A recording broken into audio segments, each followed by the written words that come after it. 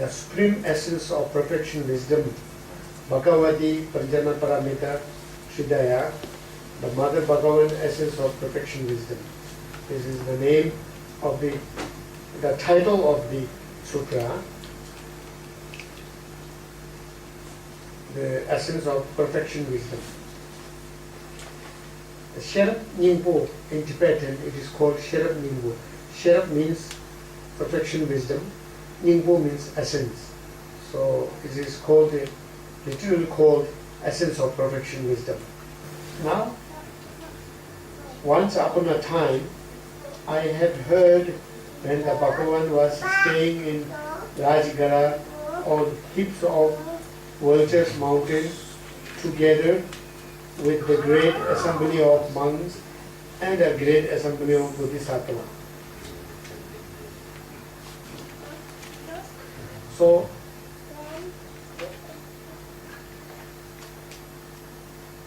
once upon a time I have heard, right?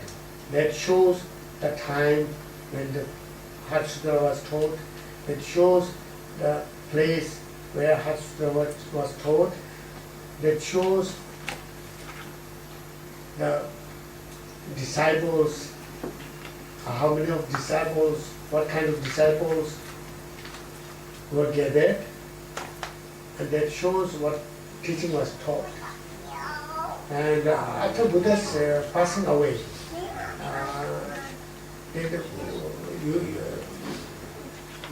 you might be aware that all the arahats left out, many arahats they go, but left arahats they got together.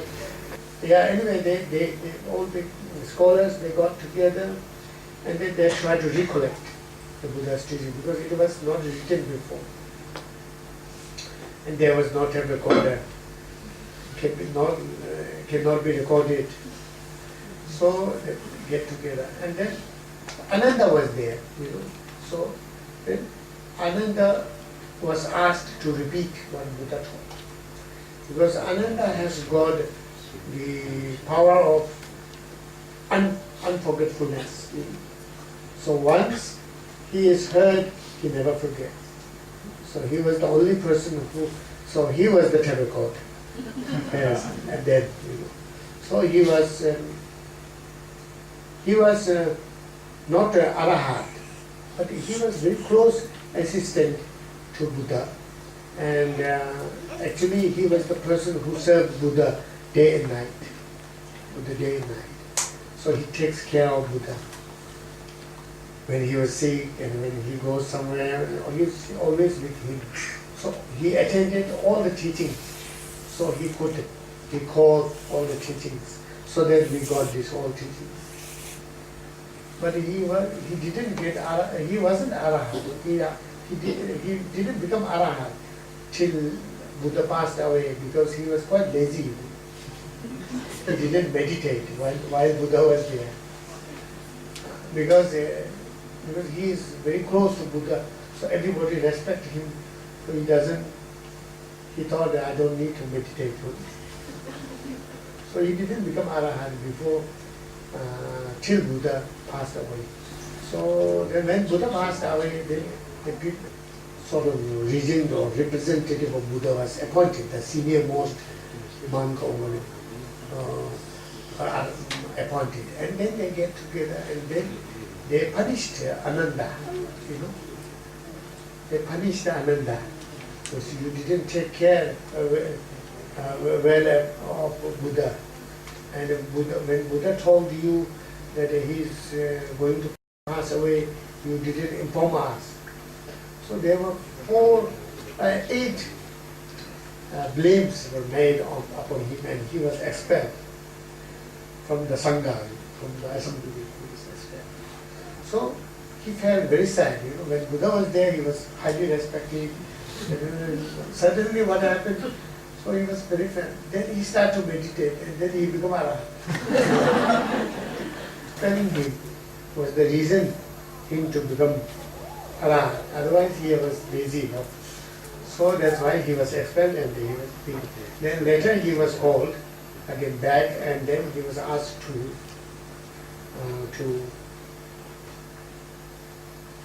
he called Buddha's teaching and then to recite Buddha's teaching. So he said once upon a time, I have heard. What he have heard?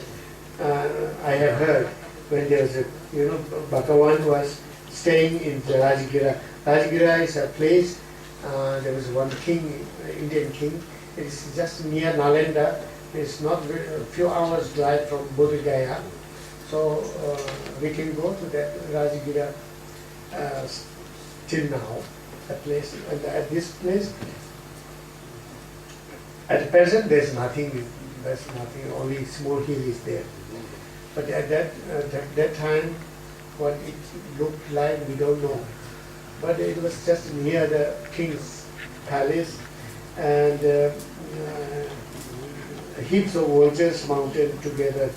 So this vultures mountain, why it is called vultures mountain?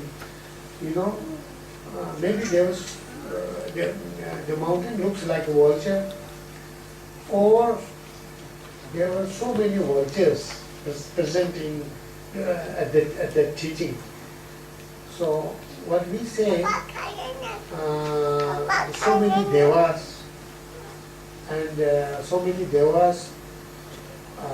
and bodhisattvas came from different universe, different planet, from pure land and so forth. But ordinary people cannot see them. So ordinary people saw them as vultures. They can't see them.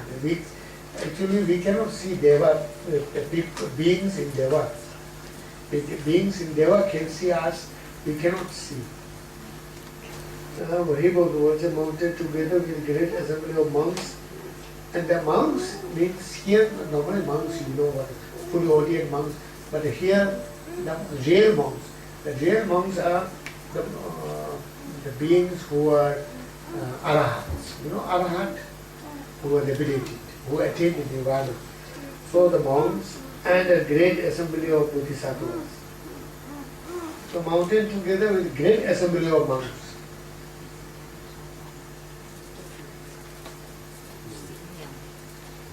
So there is great assembly of monks, great monks, arahats, and then normal assembly of monks, also the four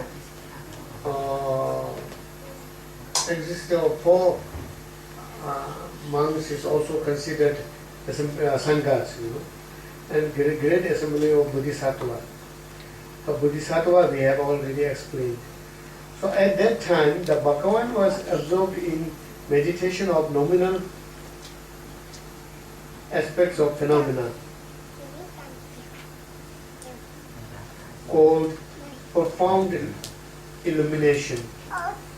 So at that time, the Bhagavan, the Buddha Shakyamuni, said in meditation, observed in the meditation of nominal aspects of phenomena. The meditation, the particular meditation is called nominal aspects of phenomena. Profound phenomena is perfection wisdom, and he viewed that perfection wisdom particularly. So it is called a profound illumination. At that time, also the Bodhisattva, the great Sattva, Avalokiteshvara, was absolutely looking at the profound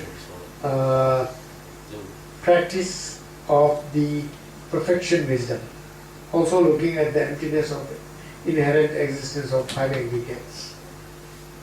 So at that time, the Bodhisattva, the great Sattva, Avalokiteshvara,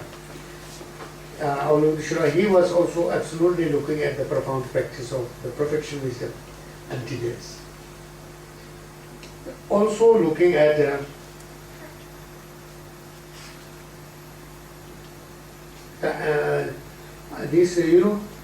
previously the assembly of the great assembly of monks, a great assembly of Bodhisattva. So here the great means the arhats are great, Bodhisattvas are great. So it doesn't mean the greater Bodhisattva or greater arahats. It means the big number of monks and a big number of bodhisattvas. So the word great in Sanskrit is translated sometimes in numbers, big numbers. So that's why it is understood as a big number of monks and big number of bodhisattvas.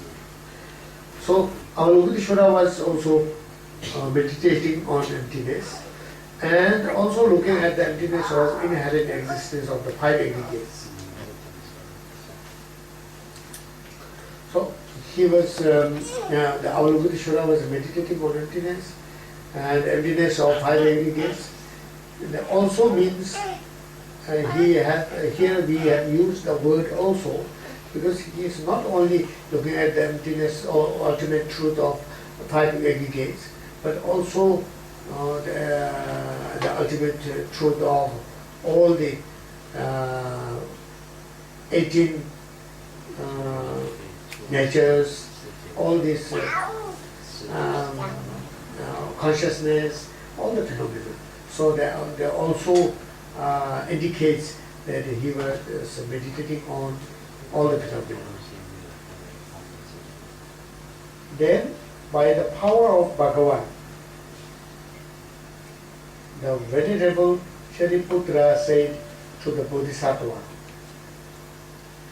so we among the Buddha's teaching, so all the teachings are not spoken by Buddhas, Buddhahimsa, or all the teachings not came from his voice. Okay? So there are three kinds of Buddha's teaching. One is spoken teaching, one is through the power, blessing, through the blessing of Buddha. One is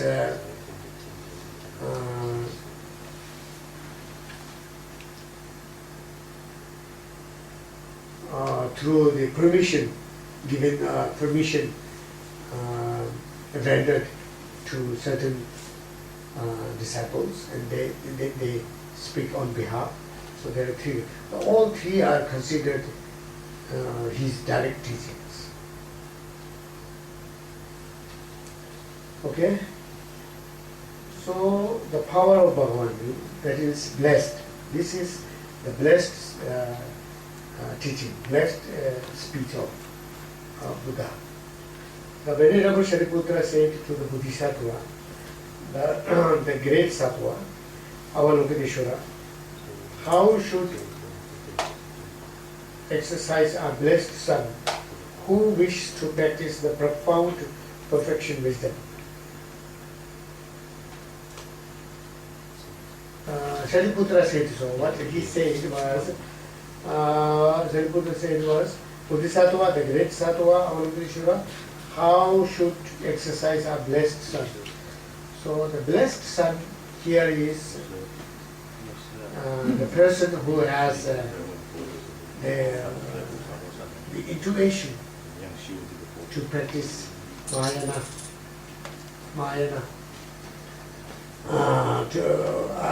The person has imprint to practice Mahayana. So that is called Buddhist blessed one. So there are different kinds of disciples, different kind of practitioners. So who has intuition or imprints for Theravada path, who has intuition or imprints for Mahayana path. So here the gathering was all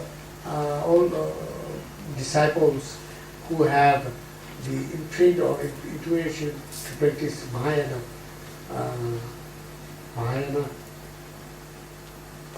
tradition of Dharma.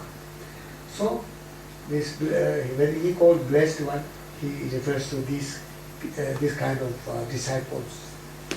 So blessed, which he said so. The Bodhisattva, the great Sattva, Avalokiteshvara said to the venerable Shariputra like this: Shariputra, he called, whosoever blessed son or daughter wishes to practice the profound wisdom should look mindfully like this.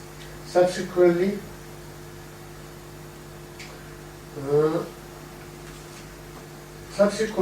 look at the emptiness of inherent existence of the five aggregates also.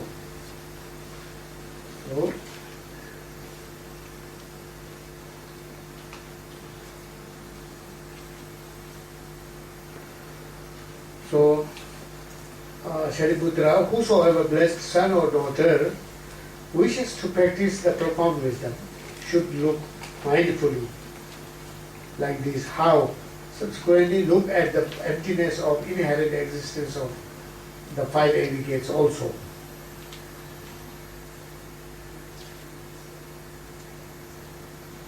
So here is again use the word also. You know, they also means not only five aggregates, the other phenomena are also. You look at them as you look at them emptiness of inherent existence. Okay, including five aggregates. And then he goes on. You know how to look at the five aggregates. So form is empty. So the form is empty, our body is empty. So you look at the body, you cannot find the body. But the body is there. You cannot say this is disappeared or it's empty. There's nothing there. But if you go into that, you don't find it. So it's empty. Okay? Form is empty. So any kind of form is empty. Emptiness is a form. Out of that emptiness, we see those forms. So for example, there is space. You know? If space is not there, then the building will not be here. Because of the space, we could build this building. Because of the space, we could put the cupboards and so forth. You know? Similarly, out of their emptiness nature, we see the body, we see the phenomenon, we see everything. So that's why does it make sense? That's why, you know, what do you call that? Emptiness is all.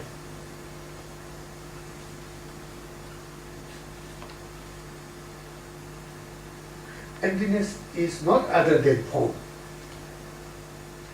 Form also is not other than emptiness. Because form is empty, emptiness is form.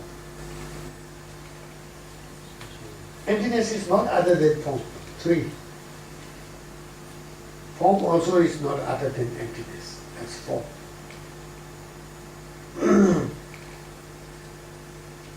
So there are 4 features.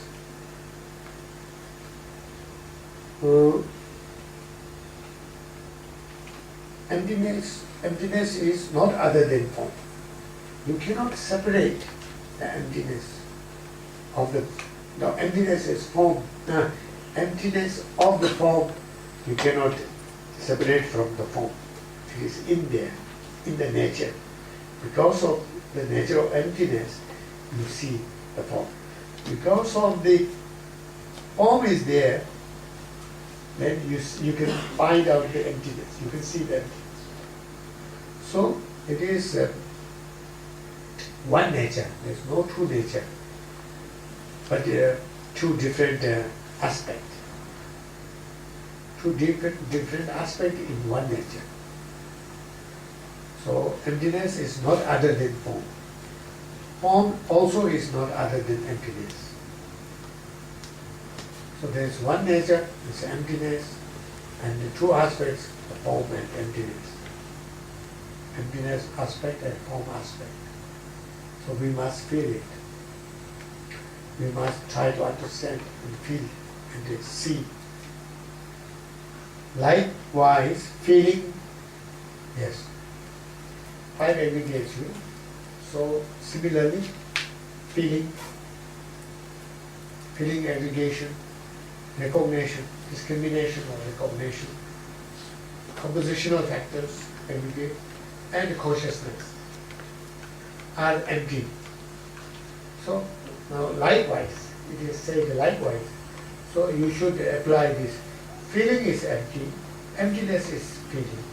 Emptiness is not other than feeling. Feeling is also not other than empty. Feeling also is not other than emptiness. Similarly, you take it recognition. Recognition, like recognition is empty. Emptiness is recognition, and recognition is not other than emptiness. Emptiness also is not other than recognition. Similarly, compositional factor and consciousness. Like consciousness is empty, emptiness is consciousness. So these four features you must go with all these five aggregates, to explain five aggregates and to understand the five aggregates.